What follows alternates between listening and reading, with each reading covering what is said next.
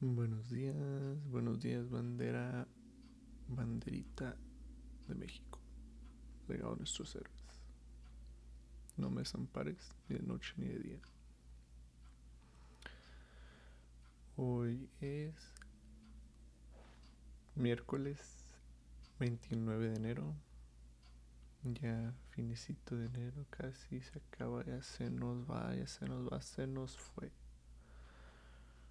Temperatura baja de -7, temperatura alta de 8 grados centígrados.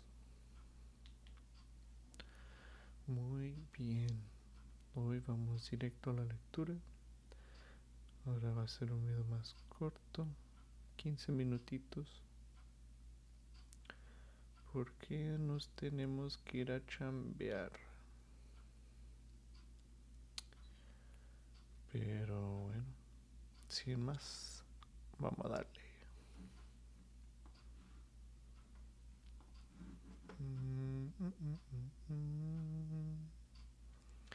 They were particularly diverted when Marmeladov dragged about his hair, shouted that it was consolation to him. They even began to come into the room. At last, a sinister shrill outcry was heard. This came from Amelia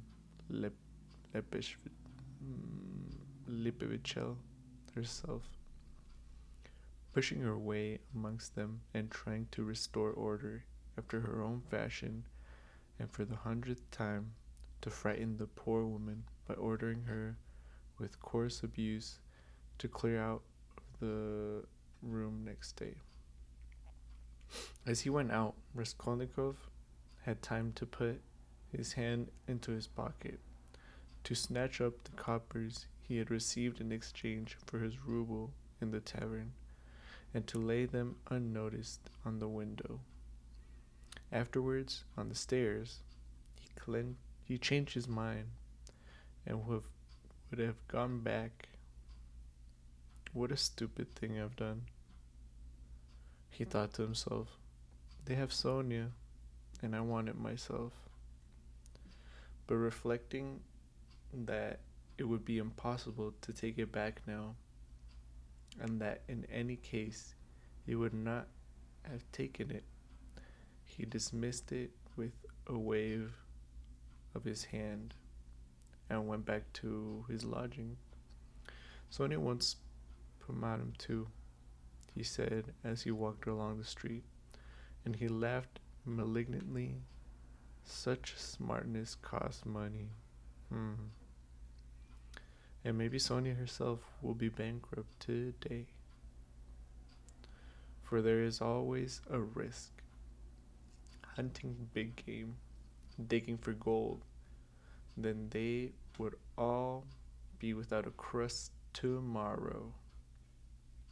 Except for my money. Hurrah. Hooray. Hooray for Sonia. Hurrah. I think it's hurrah for Sonia. What a mine they've dug up. What a mine they've dug there. And they're making the most of it. Yes, they're making the most of it. They're wept over it and grown used to it. Man grows used to everything. The scoundrel, he sank into thought.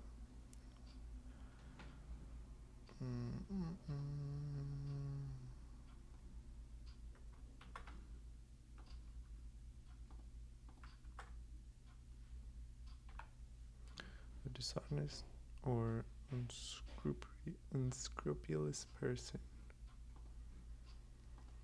Una persona sin escrúpulos.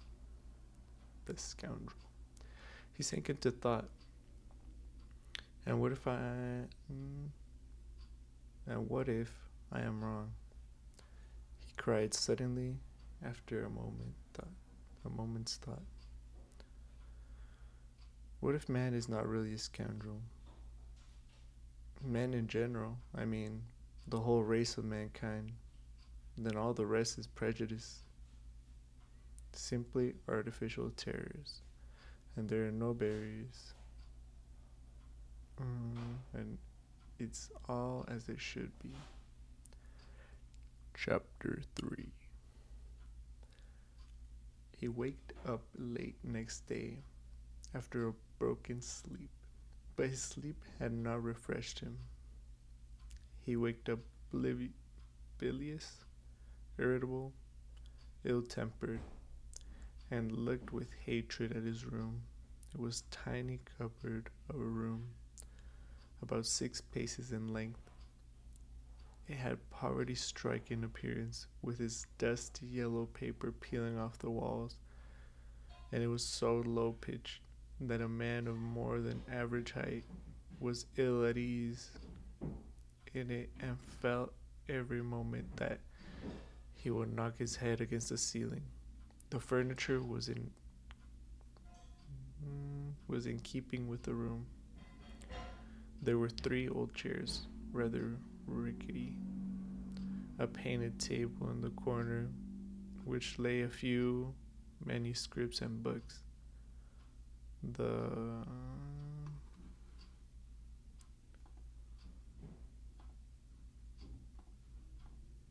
son of a bitch.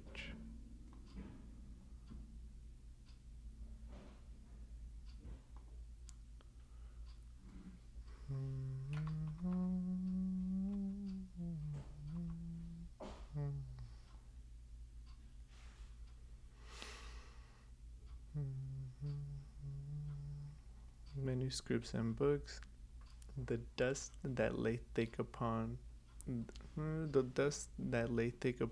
showed that they had been long untouched.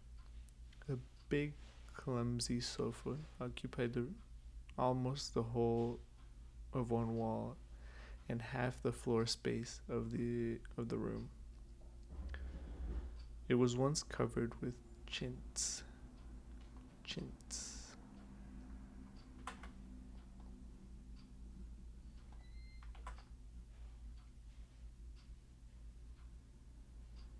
But what is it?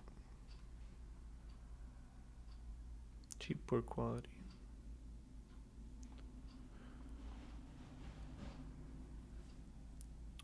But was now in rags and served Raskolnikov as a bed.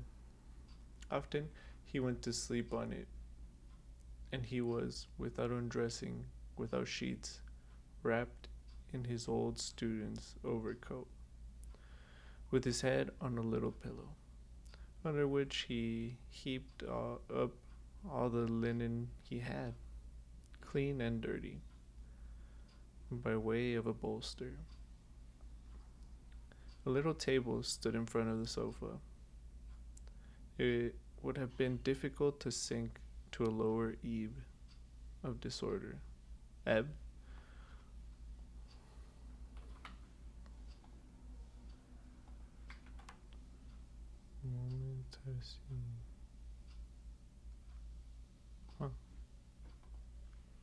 Sink to a lower ebb of disorder.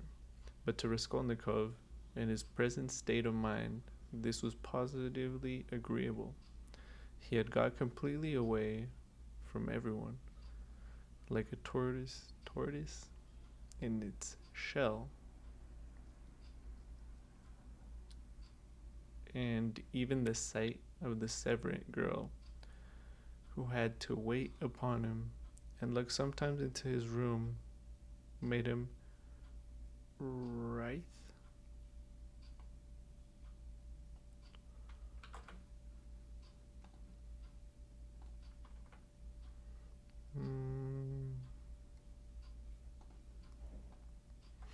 With nervous irritation. He was in the condition that overtakes someone's monomantics.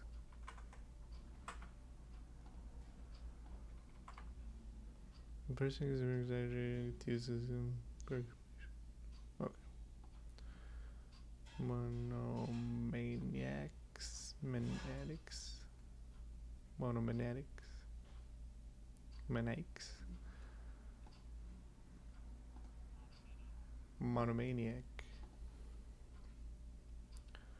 monomaniacs, entirely concentrated upon one thing.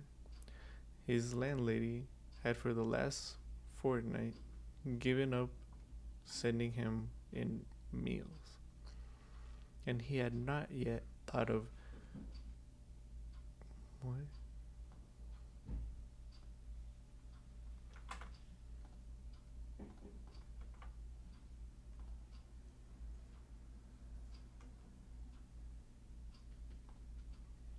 Expostulate. Mm, expostulating with her, though he went without his dinner. Nas-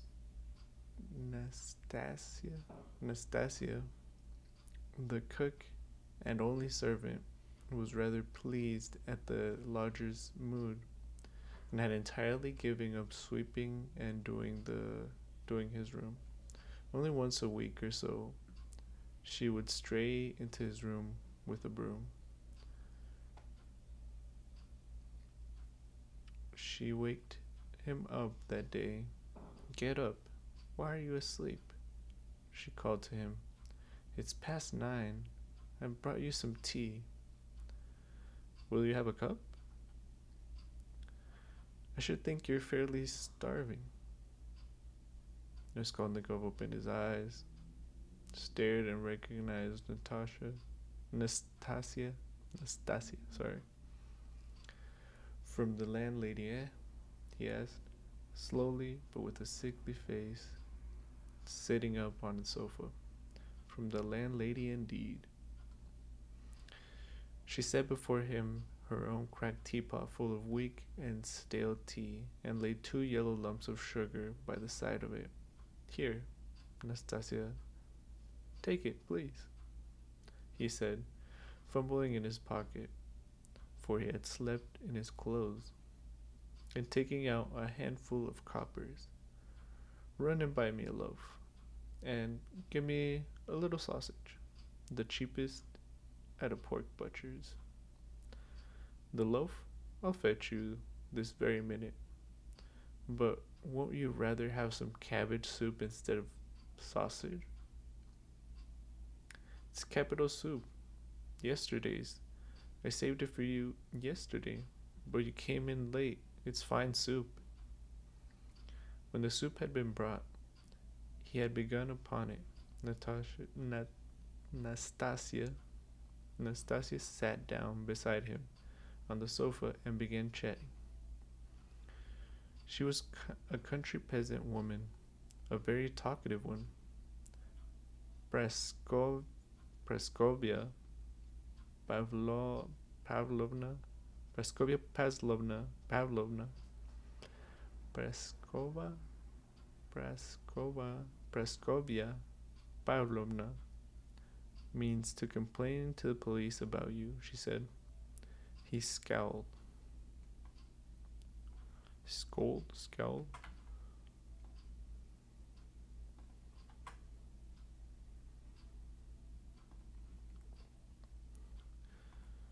"To the police?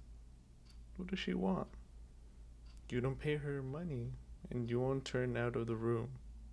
That's what she wants, to be sure." The devil. That's the last straw," he muttered, grinding his teeth. "No, that would not suit me. Just now. She is a fool," he added aloud. "I'll go and talk to her today. Fool she is, and no mistake, just as I am. But why, if you are so clever, do you lie here like a sack and have nothing to show for it? One time you used to go out, you say, to teach children, but why is it you do nothing now?"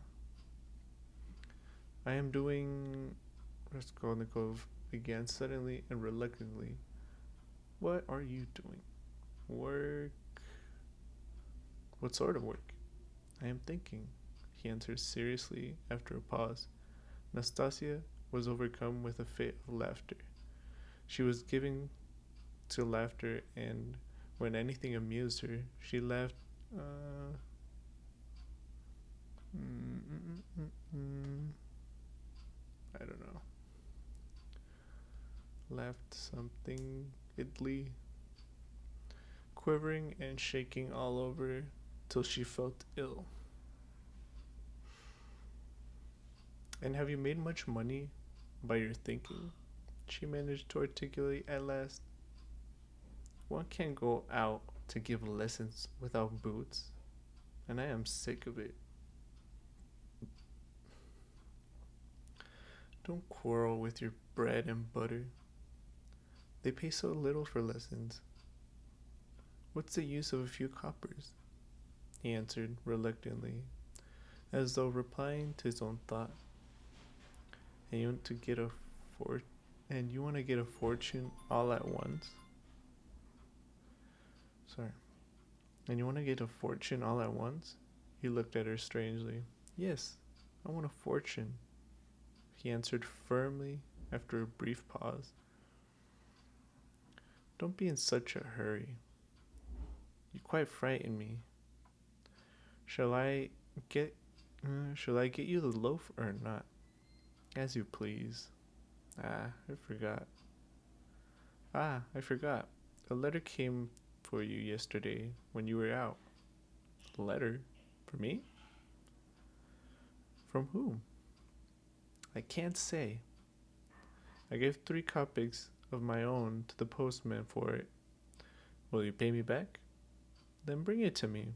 For God's sake, bring it, cried Raskolnikov, greatly excited. Good God!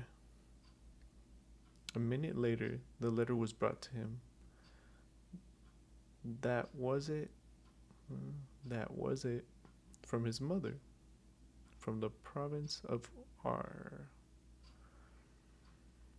He turned pale when he took it. It was a long while since he had received a letter. But another feeling was suddenly stabbed in his heart. Nastasia, leave me alone, for goodness sake. Here are your 3 kopecks, but for goodness sake, make haste and go. The letter was quivering in his hand, and he did not want to open it in her presence. He wanted to be left alone with this letter.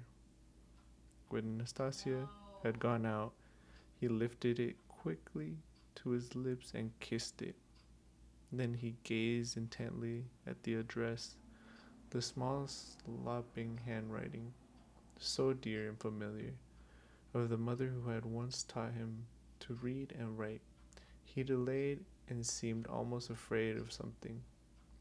At last he opened it. It was a thick, heavy letter weighing over 2 ounces. 2 large sheets of notepaper were covered with a small handwriting. I'll leave it there.